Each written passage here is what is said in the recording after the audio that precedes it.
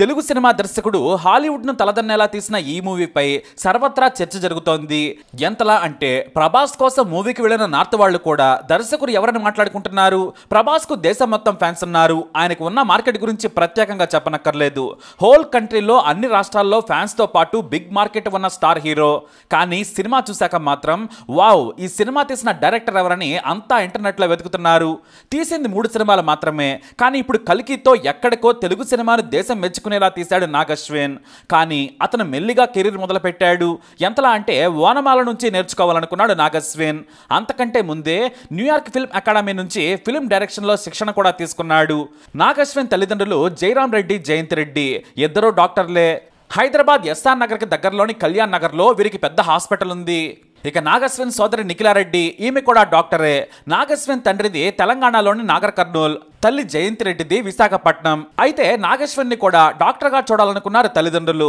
Hyderabad public స్కూల్లో చదువుకున్న నాగ్ అశ్విన్ కు రాణా క్లాస్మేట్. నాగ్ అశ్విన్ పూర్తి పేరు నాగ్ అశ్విన్ రెడ్డి. ముద్దుగా అందరూ నాగి అని పిలుస్తుంటారు. చదువులో కూడా చురుకుగానే ఉండేవాడు నాగి. చదువులో టాప్ 10 ర్యాంకర్ లో ఒకరిగా నిలిచేవారు. అయితే తల్లిదండ్రులు చెప్పినట్లు డాక్టర్ కావాలనుకోలేదు. తనకి చిన్నప్పటి నుంచి కూడా సినిమా మీద ఆసక్తి. పైగా స్కూల్ మ్యాగజైన్ ఎడిటర్ గా పనిచేసే అవకాశం కూడా దక్కించుకున్నాడు. కథలు, కథనాలు, వ్యాసాలు రాయడంలో మంచి దిట్టని చిన్నప్పుడే నిరూపించుకున్నాడు. విద్యార్థి దశలోనే అతను స్కూల్ మ్యాగజైన్ కు ఎడిటర్ గా స్టోరీలు, వ్యాసాలు రాసేవాడు. ఓ టైంలో తన పాఠశాలలో బండరాలు పగలగొడుతూ చెట్లు కూడా నరికేస్తూ ఉంటే ఆ ఫోటోలు తీసి ఇక్కడ ఏం జరుగుతుంది, ప్రకృతిని నాశనం చేస్తుంది ఎవరు అని ఓ వార్త రాసి ప్రిన్సిపల్ కోపానికి గురయ్యాడు. అలాగే తల్లిదండ్రులకు కూడా ముందే చాలా క్లారిటీగా చెప్పారు ఆయన. నేను డాక్టర్ చదవను, సినిమా దర్శకుడిని అవుతానన్నారు. దీంతో సరేనన్నారు పేరెంట్స్. మణిపాల్ మల్టీమీడియా కోర్సులో చేరాడు. ఆ తర్వాత వీడియో ఎడిటింగ్ నేర్చుకున్నారు. అయితే సినిమాల మీద ఉన్న ఆసక్తితో నాగ్ అశ్విన్ ను అప్పటికే దర్శకుడిగా పేరు తెచ్చుకున్న శేఖర్ కమల దగ్గరకు తల్లిదండ్రులు పంపించారు. కానీ శేఖర్ కమల అప్పటికి బిజీగా ఉన్నారు. తర్వాత సినిమాకి తీసుకుంటానని చెప్పారు. అప్పటికే గోదావరి సినిమా షూటింగ్ మధ్యలో ఉంది. ఇంతలో మంచు మనోజ్ మూవీ నేను మీకు తెలుసా సినిమాకు అసిస్టెంట్ డైరెక్టర్ గా పనిచేసేందుకు తెలిసిన వారి ద్వారా అవకాశాన్ని అందిపుచ్చుకున్నారు. అయితే ఆ సినిమాకు గాను 4,000 రూపాయలు వచ్చాయి. అదే నాగ్ అశ్విన్ మొదటి సంపాదన. ఈ మూవీ పూర్తి కాగానే శేఖర్ కమల అవకాశం ఇచ్చారు. లీడర్, లైఫ్ ఈజ్ బ్యూటిఫుల్ సినిమాలకు ఏడీగా పనిచేశారు నాగ్ అశ్విన్. అంతేకాదు లీడర్ సినిమాకు తనకు తానుగా ట్రైలర్ కూడా కట్ చేశాడు. అది దర్శకుడు శేఖర్ కమలకు ఎంతో నచ్చింది. అదే ట్రైలర్ ను రిలీజ్ చేశారు ఆయన. అంతేకాదు షూటింగ్ చేసేటప్పుడు ఎంత క్లారిటీతో ఉండాలి, సీన్ ను ఎలా రాసుకోవాలి, రాసుకున్న సీన్ ను ఎలా తీయాలనే దానిపై పట్టు సాధించారు. అలాగే పెద్ద టీం ఉన్నా కూడా హడావిడి లేకుండా సినిమా ఎలా తీయొచ్చో శేఖర్ దగ్గర నేర్చుకున్నారు. అయితే స్నేహితుల ద్వారా యాడ్స్ తీసే అవకాశం నాగ్ అశ్విన్ కు దక్కింది. శేఖర్ కమల నుంచి నేర్చుకున్న పాఠాలతో యాదోంకి భరత్ అనే ఇంగ్లీష్ లఘు చిత్రాన్ని నాగ్ అశ్విన్ డైరెక్ట్ చేశారు. ఈ చిత్ర కథ నచ్చడంతో ప్రియాంక దత్ ఈ చిత్రానికి నిర్మాతగా పనిచేశారు. ఈ చిత్రం కాస్త కేన్స్ షార్ట్ ఫిల్మ్ కార్నర్ కోసం ఎంపికైంది. దీంతో నాగ్ అశ్విన్ జీవితం టర్న్ అయిపోయింది. నాగ్ అశ్విన్ పేరు వైజయంతి మూవీస్ అధినేత అశ్విని దత్ కు అప్పుడే తెలిసింది. ప్రియాంక కొన్ని యాడ్స్ ను తీసే క్రమంలో నాగ్ అశ్విన్ తో కలిసి పనిచేశారు. ఆ సమయంలోనే వారు సినిమా తీసే ఆలోచనలో ఉండగా కొత్త వారికి అవకాశం ఇద్దామనుకున్నారు. అప్పటికే శక్తి, బాణం సహా ఎన్నో సినిమాలు తీసి 100 కోట్లు నష్టపోయారు. దీంతో అశ్విని దత్ ఇక సినిమాలు తీయడం మానేశారు. చివరకు వరుస ఫ్లాపుల తర్వాత ఎవడే సుబ్రహ్మణ్యం సినిమా కథను నాగ్ అశ్విన్ కు వినిపించగా ప్రియాంకకు బాగా నచ్చింది. ఆ తర్వాత స్వప్న దత్ కూడా ఆ కథ నచ్చింది. మొత్తం స్క్రిప్ట్ ను రెడీ చేశాడు నాగ్ అశ్విన్. ఇదే కథను అశ్విని దత్ కు చెబితే సినిమాలు వద్దు, ఏమి వద్దు, ఇప్పటికే చాలా పోగొట్టారు, ఇంకేమి చేయకండి అన్నారు. వాస్తవానికి ఒక్క శక్తి సినిమా చాలు, మొత్తం ముంచేసింది. ఆ తర్వాత తీసిన ఏ సినిమా కూడా హిట్ కాలేదు. సినిమాలు మానేద్దామని అశ్విని దత్ చెప్పారు. అప్పటికే చిరంజీవితో, పవన్ కళ్యాణ్ తో తీసిన జై చిరంజీవ, బాలు సినిమాలు కూడా నష్టాలు మిగిల్చాయి. అయితే నాగ్ అశ్విన్ చెప్పిన కథపై ప్రియాంకకు, స్వప్నకు బాగా నమ్మకం ఉంది. చివరకు అశ్విని దత్ పెద్దలుడు భార్గవ్ ప్రసాద్ జోక్యం చేసుకున్నారు. ఆ కుర్రాడు బాగా చెప్పాడు, బాగా కథ రాసుకున్నాడు, నేను ఆల్రెడీ అడ్వాన్స్ కూడా ఇచ్చేశాను, కాబట్టి ముందుకెళ్లాల్సిందేనని చెప్పాడు. దీంతో అయిష్టంగానే ఎవడే సుబ్రహ్మణ్యం సినిమాకు ఒప్పుకున్నారు ఆయన. కనీసం కథ కూడా మొత్తం వినలేదు. మీ ఇష్టం, పోతే మరో 3 కోట్లు నష్టం, వస్తుందేమో చూద్దాంలే, పోగొట్టండి అని చిరాకుగా మాట్లాడుతూ కూతుళ్లకు చెప్పారు అశ్విని దత్. ఆ క్రమంలోనే సినిమా బాధ్యత మొత్తం ప్రియాంక చూసుకున్నారు. బిజినెస్ ప్రమోషన్ స్వప్న చూసుకున్నారు. సినిమా షూటింగ్ కోసం హిమాలయాలకు కూడా వెళ్లారు.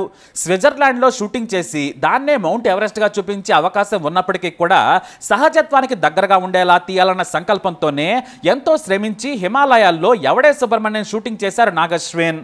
అయితే మధ్యలో బడ్జెట్ పెరగడంతో అశ్విని దత్ జోక్యం చేసుకొని కాంప్రమైజ్ కావద్దు, మొదలుపెట్టిన సినిమాను వైజయంతి బ్యానర్ మీద నిలబెట్టేలా తీయమని ఫ్రీ హ్యాండ్ ఇవ్వడంతో ఊపందుకుంది. ఆ సినిమా షూటింగ్ సమయంలో ప్రియా నాగశ్విన్ ప్రేమలో పడ్డారు. అప్పటికే ప్రియాంకకు పెళ్లి సంబంధాలు కూడా చూస్తున్నారు. అప్పుడే నాగశ్విన్ తన మనసులోని మాటను చెప్పేశాడు. నాకు పెళ్లి సంబంధాలు చూస్తున్నారు, కానీ మీరు చేసుకునేలా ఉన్నారు కాబట్టి మీరంటే నాకు ఇష్టమని ఎవడే సుబ్రహ్మణ్యం సినిమా సమయంలోనే ప్రపోజ్ చేసేశాడు. అప్పటికే ప్రియాంక కూడా నాగశ్విన్ మీద మంచి అభిప్రాయం ఏర్పడింది. ఎందుకంటే నాగశ్విన్ మితభాషి, అతిగా ప్రవర్తించడు, మోడర్న్ లైఫ్ అంటూ పిచ్చిగా మాట్లాడు, అవసరమైన మేరకే తన పరిధిలో తాను ఉంటాడని ఆమెకు తెలుసు. ఇద్దరి ఆలోచనలే కాదు, వ్యక్తిత్వం కూడా కలిసింది. ఆమె కూడా ఎస్ చెప్పింది. ఇక ఎవడే సుబ్రహ్మణ్యం సినిమా విడుదలకు సిద్ధమైంది. తన తండ్రి అశ్విని దత్ను చూడమని కోరారు ప్రియాంక. నేను చూడను, నాకు భయంగా ఉందని చెప్పారు ఆయన. అయితే అప్పటికే ట్రైలర్ చూశారు, బాగుందని అశ్విని దత్కు తెలుసు. అయినా వరుసగా 10 ఏళ్ల పాటు ఫ్లాపులు చూసి 100 కోట్లు పోగొట్టుకోవడంతో నిరాశలో ఉన్నారు ఆయన. చివరకు విజయవాడలో తనకు తానుగా వెళ్లి ఎవడే సుబ్రహ్మణ్యం థియేటర్లో చూశారు. ఆ మూవీ చూడగానే అశ్విని దత్కు సంతోషం వేసింది, ఆనంద బాష్పాలు వచ్చాయి. వెంటనే కూతుళ్లకు ఫోన్ చేసి మంచి సినిమా తీశారమ్మా, ఆ కుర్రాడు చాలా చక్కగా తీశాడని మెచ్చుకున్నారట. ఆ వెంటనే డైరెక్టర్ నాగశ్విన్ కు ఫోన్ చేసి సినిమా బాగా తీశావు, నేను అస్సలు ఊహించలేదు, సెట్స్ లో ఉన్నప్పుడు బాగా తీస్తున్నావని అనుకున్నాను, కానీ ఇంత గొప్పగా తీస్తావని ఊహించలేదన్నారు. ఎవడే సుబ్రహ్మణ్యం సినిమా సూపర్ హిట్ అయినందుకు అంతా సంతోషించారు. ప్రపంచంలోకెల్లా అత్యంత ఎత్తైన శిఖరమైన ఎవరెస్ట్ మీద -10 డిగ్రీల ఉష్ణోగ్రత వద్ద దాదాపు 40 రోజుల పాటు చిత్రీకరణ జరిపారు. ఎవరెస్ట్ శిఖరంపై చిత్రీకరణ జరుపుకున్న తొలి తెలుగు చిత్రంగా రికార్డులకు ఎక్కింది. ఇక నాగికి నంది అవార్డు కూడా తెచ్చిపెట్టింది. ఇక ఆ సమయంలోనే ప్రియాంక తన తండ్రికి ప్రేమ విషయం చెప్పింది. ఆయన మొదట ఒప్పుకోలేదు, ఎందుకంటే దత్తు గారికి కాస్త క్యాస్ట్ ఫీలింగ్ ఎక్కువ. కానీ ఈ రోజుల్లో అందరూ పెళ్లి చేసుకుంటున్నారు కదా అనుకున్నారు. ప్రియాంక తను నాగశ్విని తప్ప ఎవరిని పెళ్లి చేసుకోనని చెప్పడంతో సరేనన్నారు. ఎందుకంటే అప్పటికే పెద్ద కూతురు కూడా ప్రేమ వివాహం చేసుకుంది. ఇద్దరు కుల పట్టింపులు లేకుండా ప్రేమించి చేసుకున్నారు. అలా సినిమాను ప్రేమను ఒకేసారి ఎవడే సుబ్రహ్మణ్యం సినిమా షూటింగ్ సమయంలోనే ఎంచుకున్నారు. ఇక ఆ తర్వాత నాగశ్విన్ రాకతో నిజంగానే అశ్విని దత్ అదృష్టం కూడా మారిపోయింది. మహానటి సినిమాతో గొప్ప హిట్ కొట్టారాయన.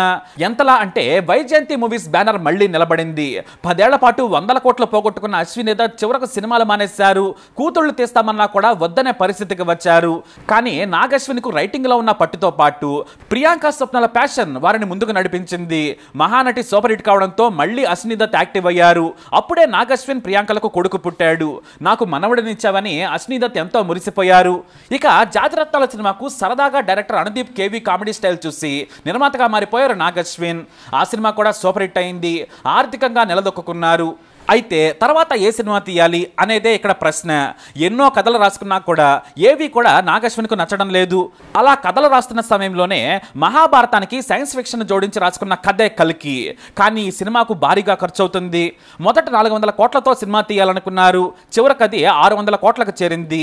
ఎందుకంటే ప్రభాస్ మార్కెట్ మరింత పెరిగింది. రెమ్యూనరేషన్లకే దాదాపుగా 200 కోట్లు వెళ్ళినట్లు టాక్. అయినా కూడా 5 ఏళ్ల పాటు రాసుకున్న కథకు ఓ రూపం ఇచ్చి ప్రాజెక్ట్ కేను మొదలు పెట్టారు. అయితే ఈ సినిమా కథకు ప్రభాస్ ఒప్పుకున్నారు, కానీ అమితాబ్ బచ్చన్ ఒప్పించాల్సి వచ్చింది. కథ ఆయనకు నచ్చడంతో చివరకు ఒప్పేసుకున్నారు. పైగా 4 నెలల పాటు ఈ సినిమా షూటింగ్ లో పాల్గొన్నారు అమితాబ్ బచ్చన్. ఆ తర్వాత అమితాబ్ ఎంట్రీతో దీపిక కూడా నటించేందుకు ఒప్పుకున్నారు. ఇక విలన్ గా కమల్ హాసన్ చేసేందుకు బ్రతిమలాడాల్సి వచ్చింది. చివరకు ఏడాది తర్వాత కమల్ గ్రీన్ సిగ్నల్ ఇచ్చారు. కల్కి మొదటి పార్ట్ లో ఆయన కనిపించేది కొద్దిసేపే అయినా సెకండ్ పార్ట్ లో కర్ణ వర్సెస్ కలి ఉండొచ్చు. అంటే కలియుగం కలిని చంపడంతో అంతమవుతుంది. కర్ణుడి రూపంలో వచ్చిన ప్రభాస్ అంతం చేస్తాడన్నమాట. ఆ సమయంలోనే కల్కి అవతారం కూడా కనిపిస్తుందనే టాక్ కూడా ఉంది. ఇప్పుడు కల్కి సినిమా సూపర్ హిట్ అయింది. అన్ని భాషల్లోనూ హిట్ టాక్ తెచ్చుకుంది. 600 కోట్లు పెట్టి తీశారు. ఖచ్చితంగా 1500 కోట్లు వస్తాయని అంచనాలున్నాయి. ఎందుకంటే హిందీ మార్కెట్ శాటిలైట్ కి అలాగే డిజిటల్ రైట్స్ కే కేవలం 200 కోట్లు వస్తాయి. అంటే భారీ లాభాలతో వైజయంతి మూవీస్ దశాబ్ద కాలం పాటు పోగొట్టుకున్న డబ్బంతా కూడా సంపాదిస్తుందన్నమాట. కానీ అసలు విషయం ఇది కాదు. ఇప్పుడు వచ్చే డబ్బుల కంటే కూడా దేశం మొత్తం నాగశ్విన్ గురించే మాట్లాడుకుంటుంది. ప్రభాస్ కోసం అందరూ ఈ సినిమాకు వస్తున్నారు. కానీ మూవీ చూసిన తర్వాత నాగశ్విన్ ఎవరు అని ఉత్తరాదిన వారు ఇంటర్నెట్ లో తెగ సెర్చ్ చేస్తున్నారు. ఇప్పుడు నాగశ్విన్ రాజమౌళి సరసన చేరారా అంటే ఆశ్చర్యమే లేదు. గొప్ప కథకు గొప్ప మేకింగ్ తో సినిమాను వావనేలా తీశారు. తెలుగు సినిమా సత్తాను మరోసారి ఉత్తరాది వారికి చూపించారని చెప్పొచ్చు. అయితే సెకండ్ పార్ట్ మరింత రసవత్తరంగా తీసేందుకు సిద్ధమవుతున్నారు నాగశ్విన్. ఇక సినిమా రిలీజ్ తర్వాత నాగశ్విన్ కొన్ని రకాల కథలు పోస్టులను అభిమానులతో పంచుకున్నారు. గ్రాండ్ గా నిర్మించిన ఈ సినిమా కోసం కల్కి టీం మొత్తం 4 ఏళ్ల పాటు కష్టపడింది. 2021లో హైదరాబాద్ లోని రామోజీ ఫిలిం సిటీలో ఏర్పాటు చేసిన ఫ్యూచరిస్టిక్ సెట్ లో ఈ సినిమా షూటింగ్ గ్రాండ్ గా ప్రారంభమైంది. అయితే తన చెప్పులు అరిగిపోయేలా ఈ సినిమా కోసం పనిచేశారని చెప్పేలా తన అరిగిపోయిన చెప్పులు ఉన్న ఫోటోలను పంచుకొని అభిమానులతో తన సంతోషాన్ని పంచుకొని సెలబ్రేషన్ చేసుకున్నారు నాగశ్విన్. అశ్విన్. తొలి చిత్రం ఎవడే సుబ్రహ్మణ్యంతో స్టేట్ అవార్డు దక్కించుకున్నాడు. రెండో సినిమా సావిత్రితో నేషనల్ అవార్డు కొట్టేశాడు నాగ్ అశ్విన్. ఇక మూడో మూవీతో ఇంటర్నేషనల్ అవార్డు అందుకోవాలని ఆశిద్దాం. ఖచ్చితంగా ఆల్ ది బెస్ట్ చెబుతాం. మరి కల్కిపై అలాగే ముఖ్యంగా నాగ్ అశ్విన్ పై మీ అభిప్రాయాన్ని కమెంట్ ద్వారా తెలియజేయండి. వీడియోని లైక్ చేయండి, షేర్ చేయండి, మా ఛానల్ని సబ్స్క్రైబ్ చేసుకోండి.